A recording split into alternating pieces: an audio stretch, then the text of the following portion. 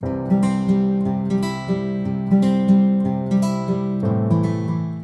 guys, welcome back to my channel. If you're new, my name is Anga, and just a brief background, I am a master student at Wits and I make random videos.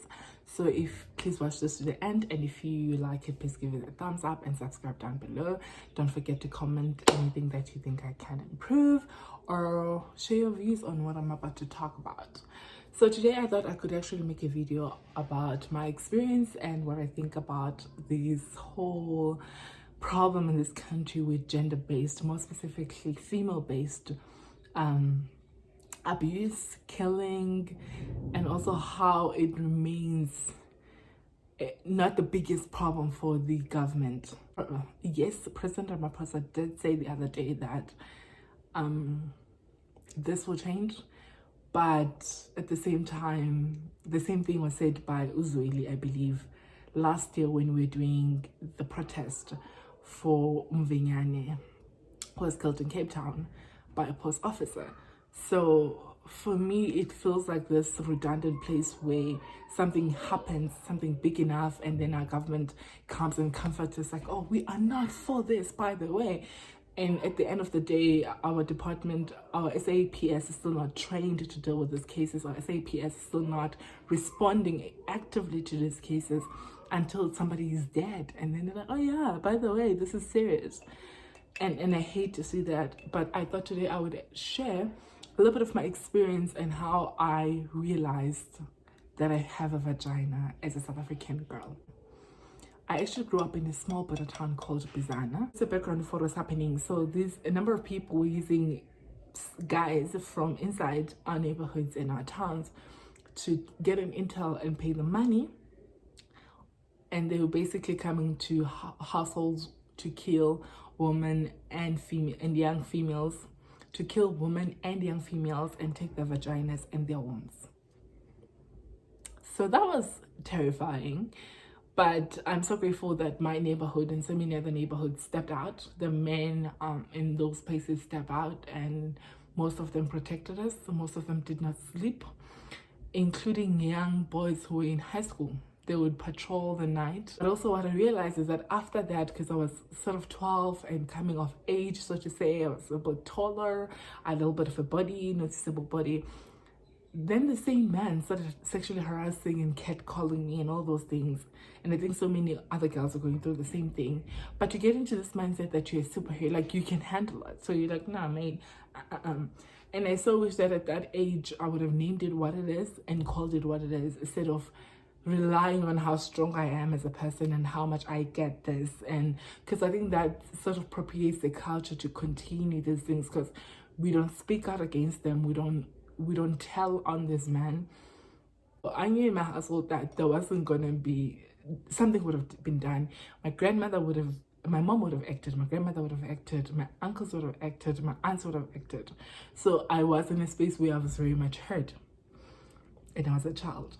But I had this mentality that I get it, I have it, like I'm strong, I can tell you off.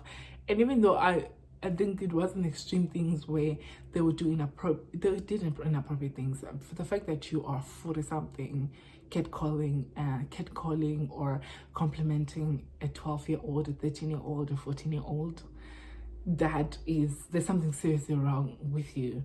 But I never felt unsafe because I always thought I was in control. And that's where the first thing that, for me, I feel like it's so wrong, because it's so untrue. It's feeling a little bit in control when you are amongst abusers. You feel a little bit of control, and that makes you think you can absolutely control the situation. I wish I would have spoken up so that my family would have acted and potentially stopped them from doing the same thing to young girls, because I don't know to what extent that would have been done to other girls. So for me, during that time, going off story a little bit, during that time, what I did learn though is my government did not prioritize us. Because if you think about what I'm saying is hunting and killing of young girls and taking their vaginas and their wombs it would be a national crisis. It would be something that I would think the Defense Force would be deployed to attend to. It's something that I think more police officers would be sent to the areas to deal with it. But instead, 15-year-old, 16-year-old, and 18-year-old boys had to be patrolling at night instead of qualified soldiers and police officers, because our government had prioritized the World Cup at that time. And I thought to myself, maybe it's just because of the World Cup.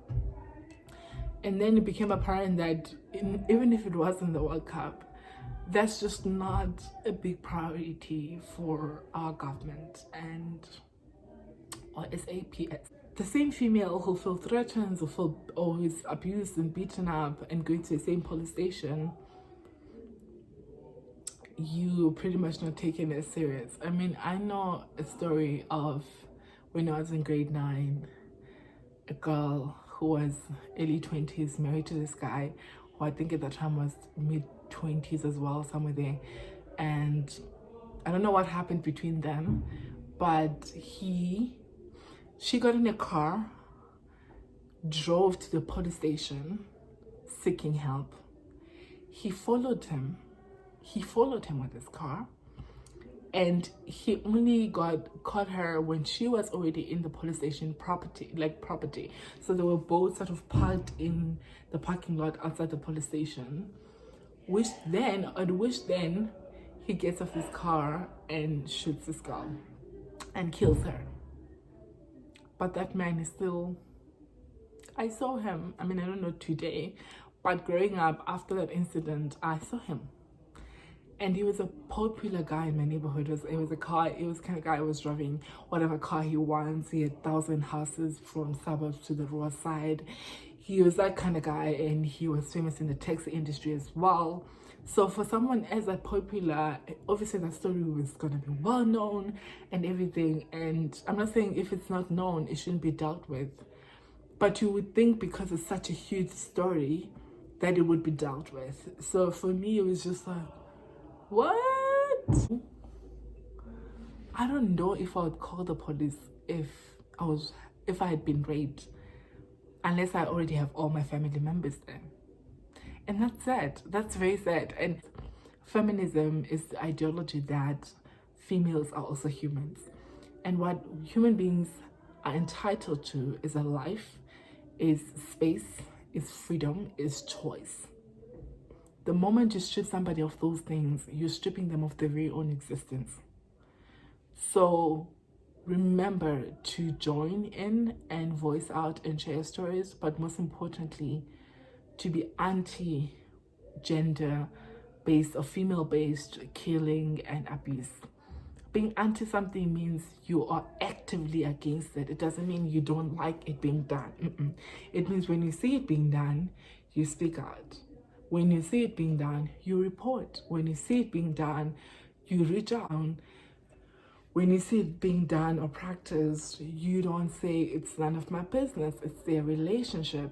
It is very much your business. Stop it whilst you can. And most importantly, feel empowered enough to try. So have a great day.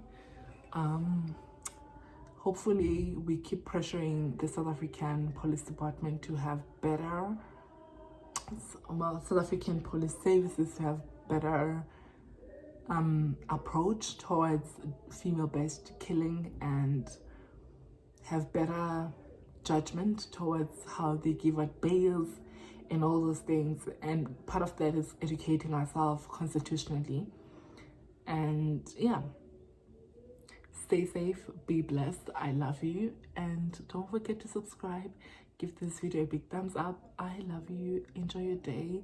Stay safe, and you are important. You'll be going through a lot, but you are important and you are powerful.